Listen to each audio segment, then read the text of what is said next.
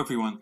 As many of you may know, there was a webinar on this topic, policy measures to address single-use plastic bags in Egypt, and it was cancelled due to an emergency medical case in the building, and we were evacuated and the building was shut down.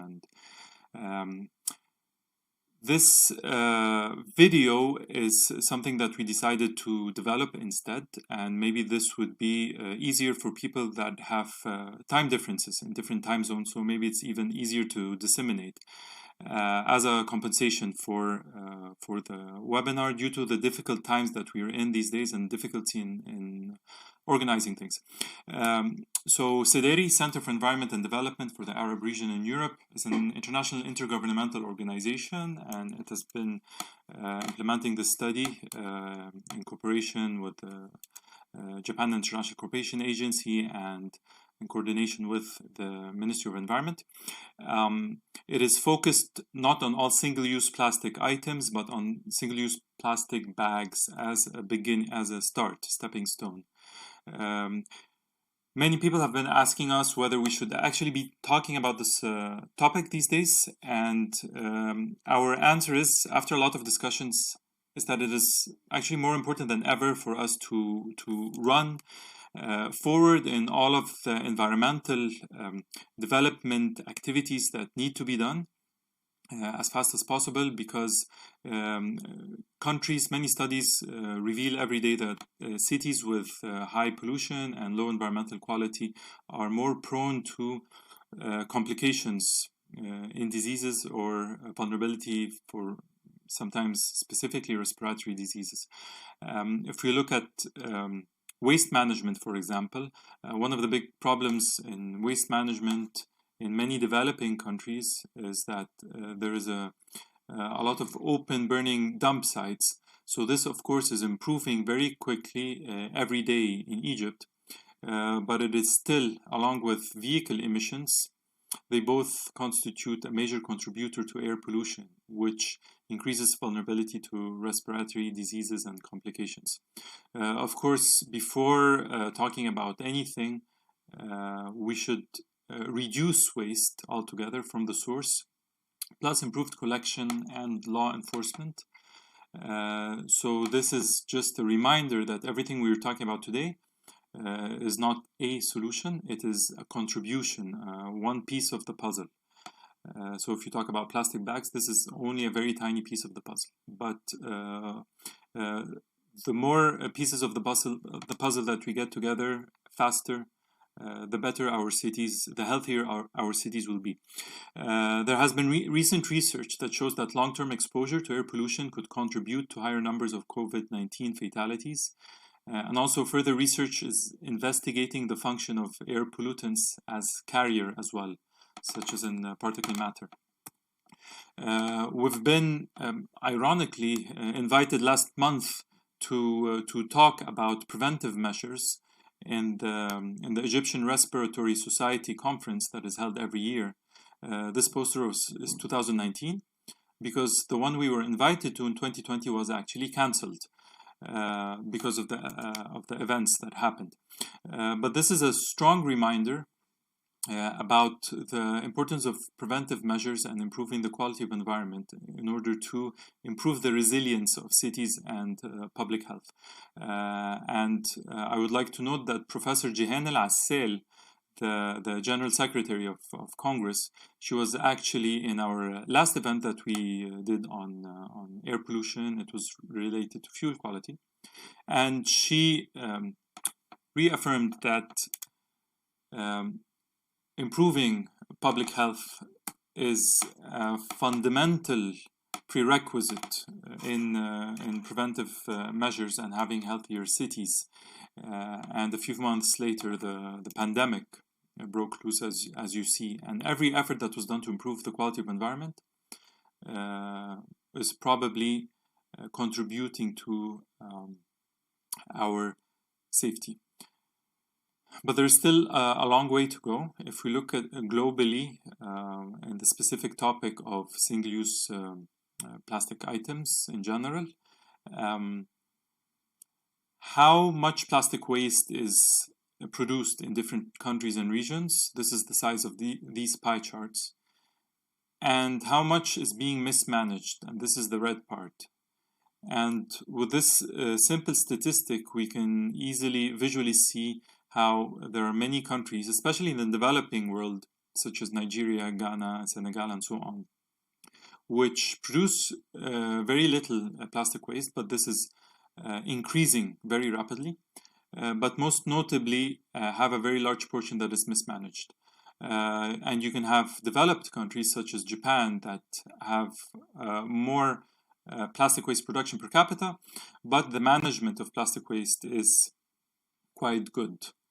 This portion in red.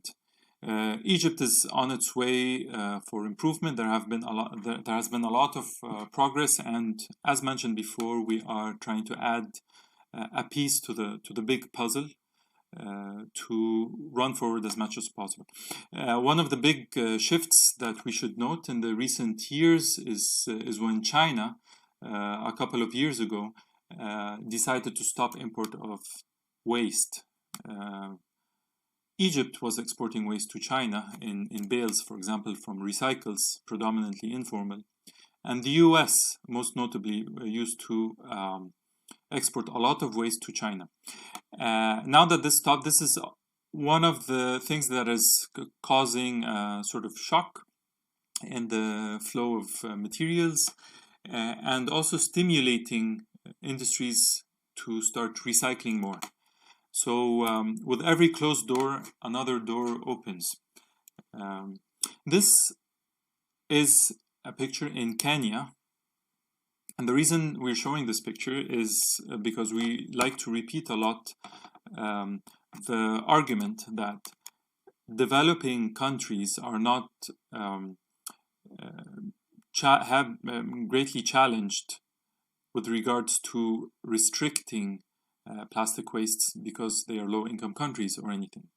And there are examples of countries such as Rwanda or Kenya or Bangladesh that started in year 2000 already, that have done drastic measures to change this picture of river and marine pollution and actually create the enabling environment for a much cleaner urban and natural environment. The threats that they experienced was clogging of waterways, impact on nature reserves and tourism, open dump sites, open burning causing air pollution, and so on. And this reminds us that we can't really say that restrictions are only impacting poor segments of society. For example, if you make people pay for a plastic bag, it is not a heavy burden. It's a heavy burden on poor segments of society, but in many cases, a heavier burden is the burden of having dirtier marine life, impact on tourism, loss of jobs, impact on farming and loss of jobs, impact on health and deterioration of public health, and so on. So all of these impact poor segments of society more. So here we have the argument that in low-income countries, restrictions make sense in terms of overall the net social benefit of regulations. And we can see this in the restrictions that have been going on in different countries. So if we look at the global overview of different regulations for restricting or regulating single-use plastic items, we find that 127 countries are introducing some form of regulation for plastic bags. 83 are banning free retail distribution. Free retail distribution means when you go to, for example, a supermarket and you just get your bag for free. So 83 countries are already banning free retail distribution, and it is actually the most common measure. 27 countries banning specific products, material, or production levels. And 43 are having different elements of extended producer responsibility, EPR, such as deposit refunds, product take-back, and recycling targets, and so on. There are updates in 2020, which we have also looked in. For example, the European Union, China, India, the US, which is a very interesting case because they have different regulations in different states. Kenya, South Africa, and Rwanda, and examples of countries that are low-income countries and can be comparable to the case in Egypt. So in brief, the plastic bags in Egypt, what does the market segmentation look like? So the majority is groceries and large supermarkets, followed by the very challenging market segment of vegetables and fruit salesmen, because these are predominantly outdoors, they're predominantly very small, and so on. While others being stores and shops and other fields, stationaries, fast food chains, and so on, and pharmacies. There are 14 billion plastic bags being used per year, and this is in continuous increase. And one important remark is that plastic bags is mostly made of polyethylene, and polyethylene is imported to, I mean, most of it is imported. 70% of total consumption today is being imported from abroad. So we are actually import dependent when it comes to plastic bags. So there can be benefits in this respect with regards to reducing or regulating the use and consumption.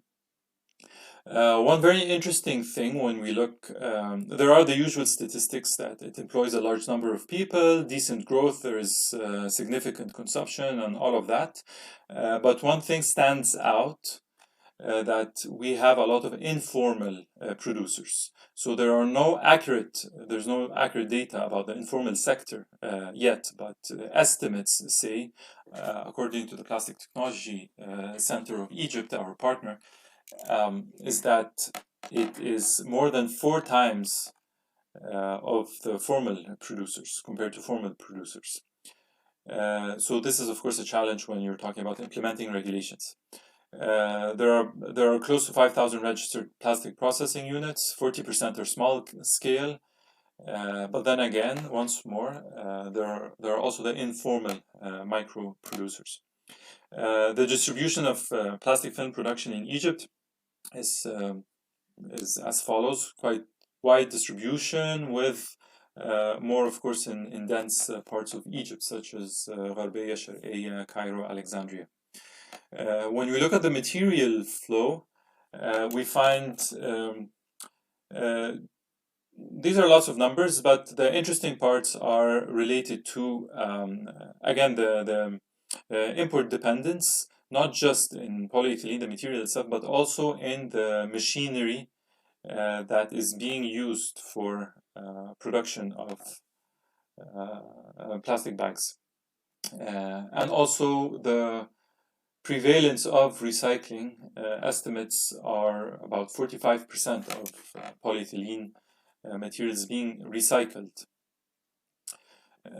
So you can pause this slide and look more into the details, and this slide as well, which goes through the history of regulating single-use plastic bags. So it started with decrease since 2000 and 2008 in coastal areas of the Red Sea. And the usual challenges were that the decrees were governor decrees, so the legal power is not in some aspects not sufficient, and also started off with vessels and later focused on inland activity. Most notably, among the pioneers in advocating and facilitating this process of improving regulations and so on, was the prominent NGO of HEPCA.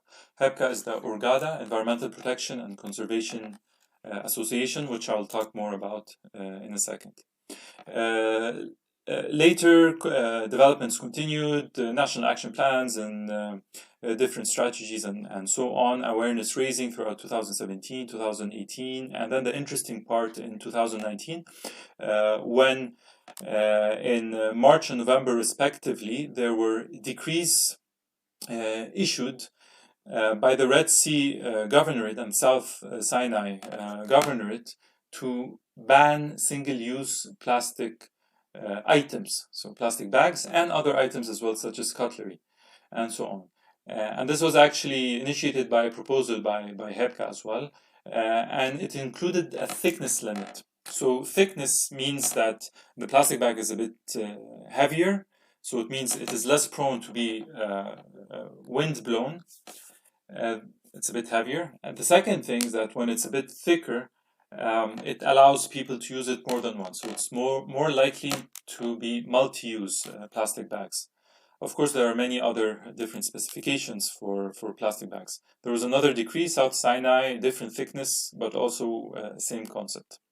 We'll talk about the pros and cons because we have actually went to investigate this issue in the cities of Hurghada and Dahab. So if you go to Dahab and Hurghada, we'll find that there is a wide range of stakeholders from different groups that have a long history of working on awareness raising and addressing the issue of single-use plastic items in general. The impact of the single-use plastic bans by the governor decree was quite apparent, and actually it stimulated the industry and the market to provide alternatives. Some of the alternatives you will find here, such as polypropylene, unwoven polypropylene bags, and so on, even paper bags, and so on. There are also lots of volunteer initiatives, such as this one that you see on the beach. Collect plastic, and we give you free drinks at our restaurant, and so on. So there's a lot of local awareness as well, local activity from the civil society organizations. HEPCA has quite a powerful presence in this topic, responsible for waste management and collection in very large parts of the Red Sea, and they also have led marine litter cleanup campaigns. So these pictures were kindly provided by HEPCA, which show us that the issue is quite serious, and it affects the poor segments of society in these cities who are dependent on tourism, because this has proven to be an issue that affects tourism. If you look here, you find several tons of garbage being collected just in one cleanup. And this goes to show you how much waste you can find at the seabed. So the highlights of the meeting, there are lots of alternatives and awareness. Governor's decree are not sufficient. Penalties are not defined and are arbitrary. They are actually, speaking of fines, they are actually associated with the cleanliness law of 1962. Which was invoked to address the violations. So the decree wasn't used. They had to use a law in order to invoke, in order to enforce violations. But let's have a look at the experience. So how many people were penalized in the Red Sea? 63 were penalized. So they had fines of up to £10,000. But due to the weak legal power of these instruments, only 13 paid the fines. The rest have refused, and they sued the governorate, given that it is legally challenged, this issue. So this goes to show you that here the bottleneck was the legal framework. Awareness improved, alternatives have started to be offered, but the bottleneck was in establishing a really sustainable legal framework. So this is fundamental. Also, the awareness campaign needs to include the whole society, which means including locals and workers, because they have expressed their concern over the guidelines. What do we do? So when you ban, what do we do? Do we have a grace period? What do we do with our stock? How do we explain to clients what to do with, for example, frozen products, and lots of simple and small practical measures. And the civil society has been working on this, but this needs to be formalized more. The 3 months for compliance was found insufficient. Also, restrictions at the source of the plastic bags was preferred. So the core objective out of these case studies can be properly formulated as follows. So why are we regulating plastic bags? We are regulating it not because we want to compost plastic bags, not because we want to return plastic bags to nature, through biodegradable alternatives and so on. These might be important, but not core issues. We are regulating plastic bags after consultation with stakeholders to limit the likelihood of carrier bags littering, whether wind-blown or other, in the marine, river, urban, and rural environments and sensitive ecosystems, and facilitating collectability, and hence issues such as thickness limits and so on. The marine and river litter management in Egypt is experiencing a lot of progress, whether through the National Solid Waste Management Plan, supporting the Waste Management Regulatory Authority, which you can read more about online, targets different governorates in the Delta, and conducting very helpful studies in this respect and a lot of support. Among the key challenges noted was the dredging costs, so cleaning the waterways, which is of most concern in the Delta governorates. Again, confirming the issue of impact on farming and farmland and so on. The waste of this dredged material from waterways is estimated to be, in some cases, 22% of solid waste generated by the adjacent communities, plus sediments. It's necessary to quantify such problems and necessary to also publish the research results that's going on. Impact on tourism in coastal cities is acknowledged.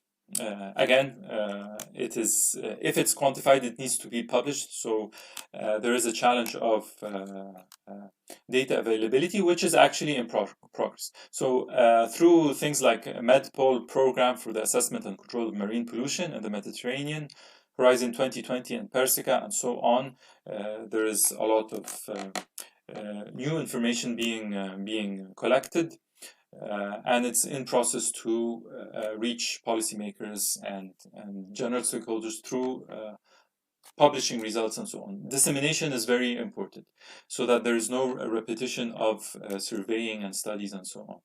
There's also, apart from this, strong local NGO presence and leadership and emerging younger initiatives. So we should also mention a few examples, such as Very Nile Initiative.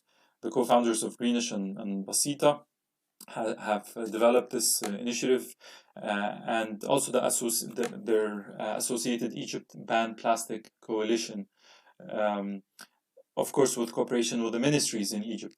And local initiatives are emerging, such as Zero Waste Club Maadi, and also others such as Boy Scouts clubs, etc., mostly doing cleanups, raising awareness, sometimes even involved in data collection on small scale.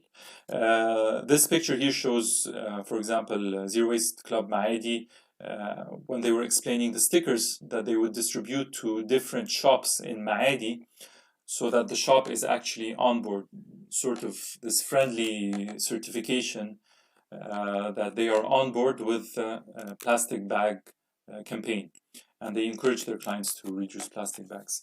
So awareness improvement is quite in progress in all governorates, but the challenge is in regulation, as explained. So there are lots of strengths that we've mentioned, but weaknesses in limited mandatory power, among other things such as technical capacity to determine specifications and so on. Also, the case studies are of a limited target population, less than 1%. There are lots of opportunities. So as discussed, as we will discuss, there's the Unified Solid Waste Management Law, which is in progress, and this is an opportunity to have tweaks in this law to introduce regulations related to plastic bags and maybe even plastic items in general, single use. And the threats, like the weaknesses as well, it's the legal instruments, lack of monitoring capacity by law enforcement officials. There's insufficiency of grace periods. A big challenge as well is the informal sector, and this is a threat to implementing regulations and should be taken into account in action plans. So if you look at the local industry, the majority of the local industry is blown film extrusion technology. There are lots of different technologies actually available in Egypt that we confirmed through our visits to the industry and the different factories. There are limited standards. For example, this is a bit technical, but for example, there's a standard since 2005 for polyethylene bags, but only for the high density polyethylene bags, not for other types of plastic bags. So there is some space for improvement and progress with regards to various types of standards, and hopefully including also biodegradable plastic bag standards and so on. We've been visiting different industries to confirm the availability of the various options that can be made available. One of the things we noted is that there's a challenge that the biodegradable products in the market are labeled without international certification standards, which is normal in early phases of development. So this is something good in terms of progress towards eventually having our own standards and choosing which ones to follow. One of the controversial issues was related to oxo-degradable plastics. Maybe some of you know about this, and this is something that is being discussed in Egypt, as there might be other variants that should be discussed. There is a committee that is discussing this, and it's not the topic of this presentation. But in a nutshell, there was a type of material that was banned in the EU, and this is causing some debate with regards to this material or material that is similar to it. It is important, however, for all of us to understand what biodegradable means. So biodegradable means that it can degrade and biodegrade in natural environment or in certain industrial environments, like for example with high temperature and certain humidity and so on. And not everything that is biomass from renewable resources, hence we have this matrix, not everything that is from biomass is biodegradable. So you can have something that is from biomass, but it is non-biodegradable. And if you look into the history of, for example, some fizzy drink companies that tried to make PET bottles that were from renewable sources, there was this debate later when people started saying, but this is not biodegradable, it was from biomass but not biodegradable, and so on. So these are the kinds of controversies you see. Are we interested in renewability, or are we interested more in biodegradability so it doesn't litter the marine environment forever, or the natural environment? Biodegradable materials such as polylactic acid, so that's starch fermentation, and then you develop this polymer that becomes biodegradable later. But then you have to think about biodegradable at what temperature, how does it degrade in natural conditions. So if I throw it in my backyard, what will happen? If I throw it in an open compost pile, what will happen, and so on. So this tells us that there is a necessary learning curve, and this is normal. It happens in many countries. But fortunately, we have a lot of references from around the world and a lot of lessons learned from those who label biodegradable plastics, such as this label in Japan, or biomass-derived plastics, which is not necessarily biodegradable. Also, whether something is compostable in industrial conditions, or if it's home compostable. So even at the low temperature of my home, it can be compostable. And which label do we choose? And this all boils down to the objective of the policy. So is the policy that we want to compost in industrial facilities, and we do have these industrial facilities that will compost at high temperature, or do we want to encourage people to compost at home, and so on? So it depends on what the objectives are. But again, this is not the core issue of single-use plastic items.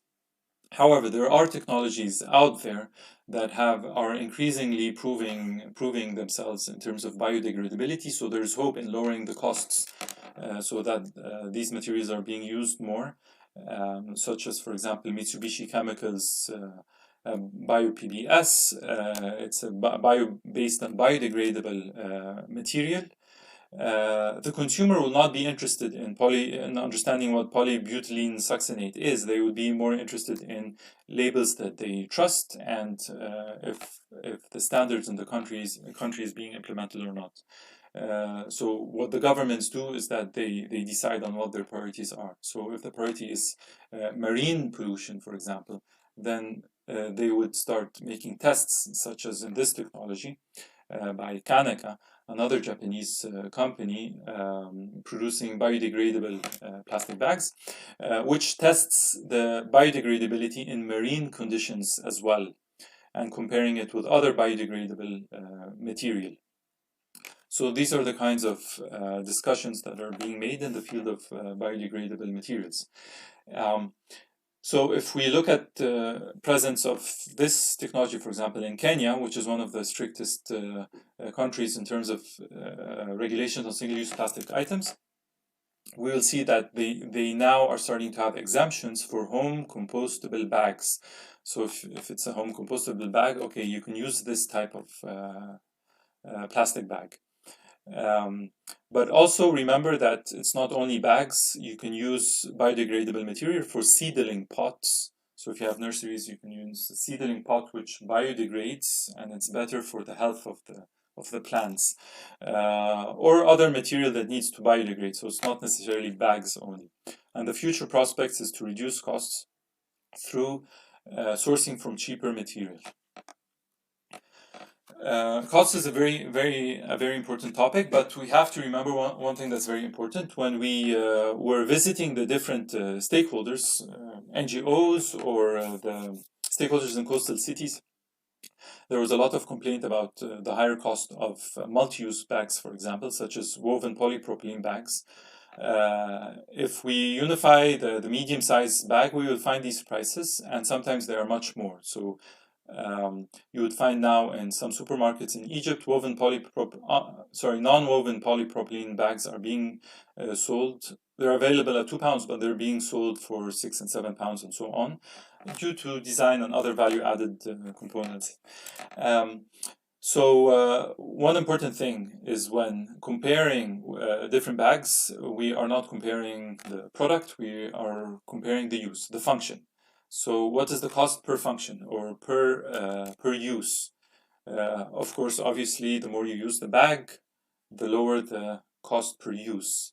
So if you have a bag for life, which is maybe practically staying with you for 2 to 3 years, maybe even more, then the cost per use would go down. And this is the way we should understand things. Another thing we noted is that non-woven polypropylene bags are frequently referred to as cloth, umesh, because it feels like its texture looks like cloth, but actually it's plastic. And the idea is that it is just multi-use, more prone to be multi-use, which is better. And we do advocate anything that would reduce single-use plastic items. So finally, a summary. So the summary says that alternatives are there, business opportunities are there. Low-income countries such as Bangladesh, Rwanda, and Kenya have managed successfully. There is interest from civil society and authorities, it's evident. The controversial issues are not a barrier. So we talked a bit about certification of biodegradable products and so on. It's an ongoing discussion. It is not a barrier, but it's a minor, parallel, or even tangential track of activity. So this is something on the side that is in process. It is not a bottleneck. What is the bottleneck, and why are we not there yet? The bottleneck is that we need a strong and sustainable legal framework. As we've seen, the decrees in the governorates were very short-lived, and they were not legally sufficient. So what's the enabling legal framework? And this is the most important part of our outcome. And for this, we made a legal study to see what are the different scenarios and the future prospects. So what are the different scenarios? We looked at the scope of the bans globally, technical specs, incentives, grace periods, exemptions, and so on. We're not mentioning all the details here, but the bigger picture is as follows. We explained what the Red Sea and the South Sinai decrees have included. So ban of single-use plastic items. And how can we, the weaknesses were that it had limited limited mandatory power. So what are the scenarios to address this? So first, we can simply make an entire law to deal with single-use plastic bags or single-use plastic items. The main disadvantage is that it takes a very long time. So it has a lot of advantages, mandatory power and so on, but it takes a lot of time, probably 2 years or more. You can have special legal articles to be added to the existing solid waste draft law that's in progress, and the issuance would be 6 to 12 months. So the disadvantage is also time, but it's not as long as a separate law. The advantage is that it provides legal cover, appropriate penalties, including penalties such as those that you find in other developing countries, in Rwanda, Kenya, etc. If we really want things to be enforced. Another quick win scenario is a decision by the Prime Minister, and this would save time, 3 to 5 weeks. It would impose administrative sanctions, but only that, and it will not include criminal penalties for violating the decision. So it is weaker in that sense, but it is much faster. It's a quick win. Of course, there's the scenario of having the same governorate decrease in other governorates, but then you repeat the same story of a short-lived experience. It was very good for learning and for awareness, but now we are ready for the next stage, which is a more sustainable legal framework. So this tells us that probably the best scenario is combining scenario 3, which is adding an article to the existing solid waste management law in progress, together with scenario 2, which is a prime minister decision. So with this synergy, we would have the PM decision and the article added to the law, which saves time, provides legal cover, and it means that we need to develop very quickly as well the executive regulations to include the details. So future prospects would include lab capacity upgrades, private sector research and development support. This is something that we noted when we were visiting the different factories. Legal support to continue the process. Lots of experience exchanges, definitely important, especially with developing countries with similar experience, or otherwise with technology providers in some cases. Marine and river litter sampling surveys, or if there are existing surveys, to be published and disclosed so that we can proceed and build on it. Support and technical specs, information management in terms of database development and so on for the formal sector, and gradually as we formalize the informal sector, which is important, and developing a detailed strategy, and possibly even expanding from single-use plastic bags to items in general, which would include cutlery, would include now with the COVID-19 pandemic, there are also other plastic items of concern. And this activity, this product, the policy brief that we use to address this bottleneck is provided now and distributed, and we would welcome your comments on this policy brief, which simply builds the argument towards regulations for single-use plastic items, and advocating this scenario of combining a prime minister decision together with adding an article to the existing law for solid waste management.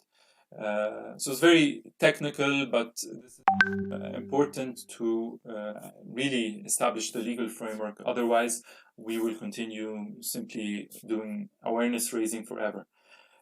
So how do we move forward? We go through the scenario that we explained, together with setting standards, which is something that will be added to the executive's regulations through 2021. We can already initiate the inclusion of the article in the solid waste management law. But also, very importantly, the government would also need to lead in implementation. And this means aligning the public sector services, for example, the outlets and so on, with the restrictions that are being advocated. So if we're advocating restricting single-use plastic items, this need to be done in the government throughout the government businesses and so on. So throughout 2021 to 2022, there will be the activities for completing the legal framework development, enforcement, and associated technical capacity building, which is necessary. So finalization of executive regulations, publishing and enforcing, and also building capacity for inspection, auditing, certification, standard setting, together with the competent bodies. So in parallel to this, there will be various complementary measures that will continue to be developed, of course, which is incentivizing alternatives and also incentivizing recycling. Secondly, fostering cooperation for innovative businesses. And thirdly, experience exchange and involvement of grassroots and civil society organizations in their continued activities. So with this picture of Aswan, a very clean city with low but increasing population, it is still a very pristine environment and beautiful, and we hope the rest of the Nile cities and the coastal cities as well will go back to this this beautiful state of environment that we all hope for. With this picture and reminder, I would like to thank you all and remind you that we are distributing the policy brief with the ideas that are being advocated as an outcome of the study. Lots of outcomes were technical and so on, but the part that we are disseminating now is the bottleneck once more.